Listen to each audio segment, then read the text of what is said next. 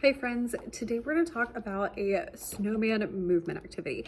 So I came up with this one last year because we were doing all like winter themed lessons, and so I wanted something that would kind of go along with that for my littles. So this is great for like pre-K, kindergarten, first grade, second grade. They all loved it. I didn't try it any older than that, but all of those were all about this lesson. So what we're doing is, obviously I'm in my classroom. School's not in session, which is why I'm here, but all you need is a piano, or really just anything. You could use a xylophone, you could use a recorder, just whatever you feel like comfortable with is fine. But I'm using piano because I think it's easy, and all of these are very simple because I am not a pianist. So you could also do more than I am. Anyway, so for our snowman movement activity, the first thing I do is I throw a bunch of photos up on the screen because my kids live in Georgia, and the last time it snowed here in Savannah was 7 years ago. So like most of them, all of my littles have never seen snow before. So we start by looking at some snowman pictures up on the board, and I just have them copy them. So they might, oh, the snowman looks like this, or this snowman looks like this, or, just different things like that.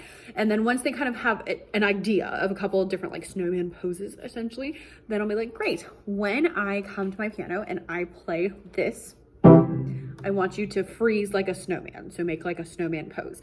And for that, all I'm playing is the C chord, so C, E, G, and I'm just doing it in 2 octaves really quickly. So I'll do that a couple times. So we'll do like, I'll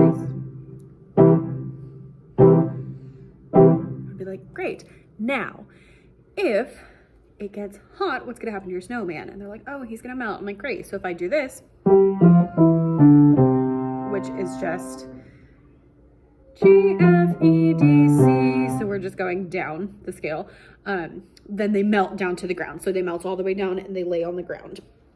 And then I'm like, awesome, if we do this, which is just the opposite, C, D, E, F, G, then they come back to life. So here's we're melting, coming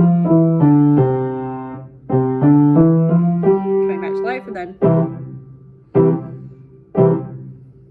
and every time I add something new, we'll review each one. So if I'm adding, melting, coming back to life, then we'll do.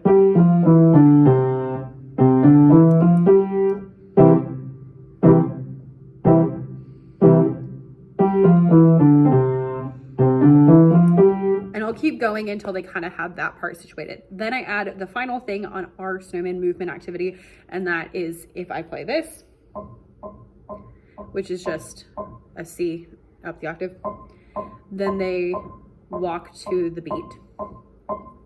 So we're walking, then we freeze, freeze, freeze, freeze, then we melt,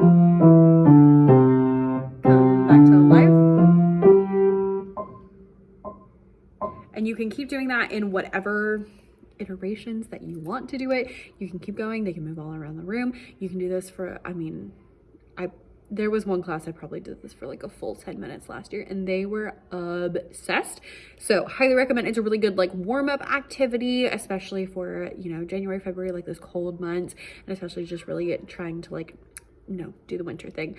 It would be really helpful if you could see this one being acted out, but FERPA and all that good stuff. So I like to use this one as an introduction to other like wintry lessons. So for example, with like my second graders, if we're doing like snowman matching activities with our solfege, that would be a great thing to do.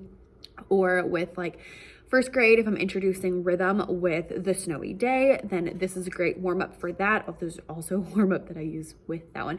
So I'll link a video about the snowy day lesson down below, as well as I'll link some of my snowman matching games down below in the description. So if you're looking for something to do with this activity, then those are 2 good things. Oh, and I have a book. Let me find the book, please hold.